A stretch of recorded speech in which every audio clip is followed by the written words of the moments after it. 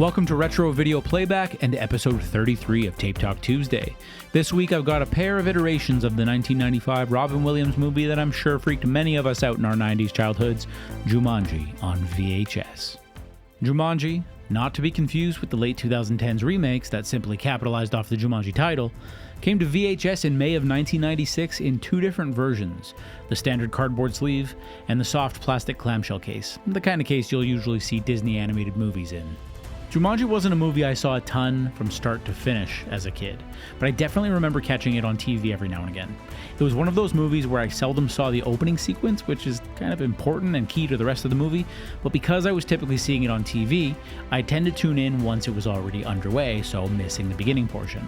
I even had this little portable electronic game based on the Jumanji board game. I remember the way the dice would appear on the tiny screen and that I definitely had no idea what I was doing. I don't know whatever happened to that little game, but it was pretty cool. Both copies of Jumanji on VHS have the same design. The exception would be that the cardboard sleeve version has two spines and the top, which as you can see is a bit sun-faded, while the clamshell case has just the one spine. The front cover has got a lot going on. Framed in an Aztec-like wooden border, at the very top it reads, Robin Williams, the movie's star. This is followed by a shot of Robin Williams peeping out above the movie's title, Jumanji, which itself is a bright red, orange, and yellow with a white outline.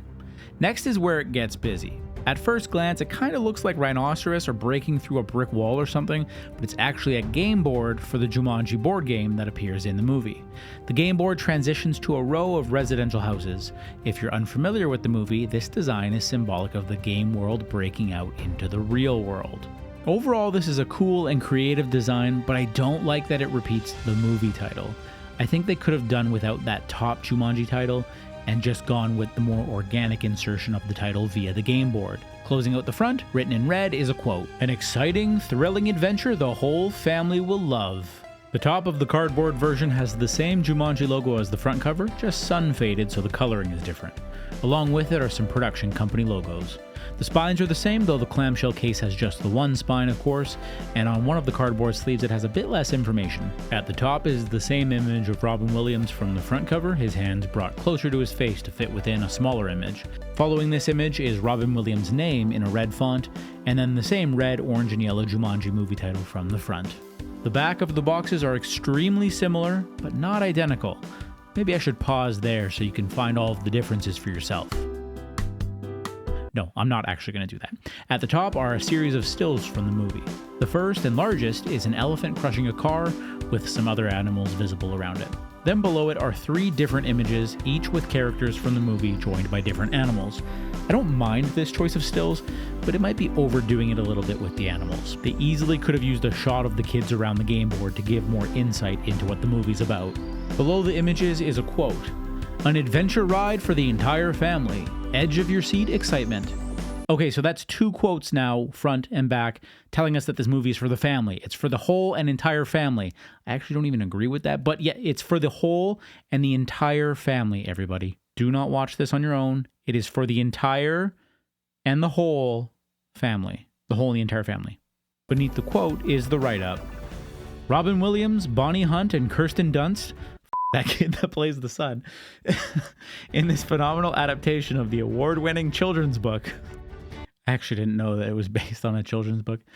When young Alan Parrish discovers a mysterious board game, he doesn't realize its unimaginable powers until he is magically transported, before the startled eyes of his friend Sarah, into the untamed jungles of Jumanji. There he remains for 26 years until he is freed from the game's spell by two unsuspecting children.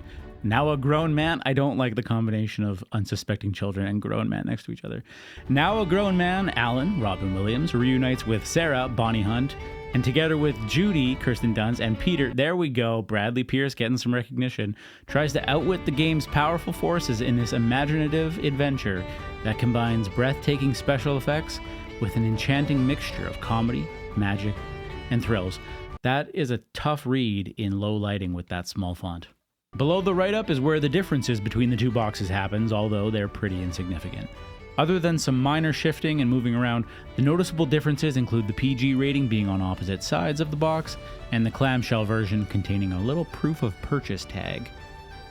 The tapes between the two versions are identical, both with vertical inked-on labels. There's a Columbia TriStar home video logo, if you can call it a logo, followed by the Jumanji title, then all the rest of the usual information. A showcasing of Robin Williams' diverse acting abilities, Jumanji has a bit of everything: comedy, drama, and of course, action. It was a defining movie for some 90s kids, and like most of Robin Williams' work, remains a solid watch now decades later. Jumanji. For the VHS, I could do without the clamshell version, as for me, those are never preferable, but hey, at least it's got the option. If you're after the clamshell version though, good news for you, in my experience, it's a pretty common tape that I've seen on thrift store shelves numerous times, almost every time, while the cardboard sleeve version seems slightly less common. With that, we find ourselves at the end of our discussion of Jumanji on VHS, and the end of episode 33 of Tape Talk Tuesday.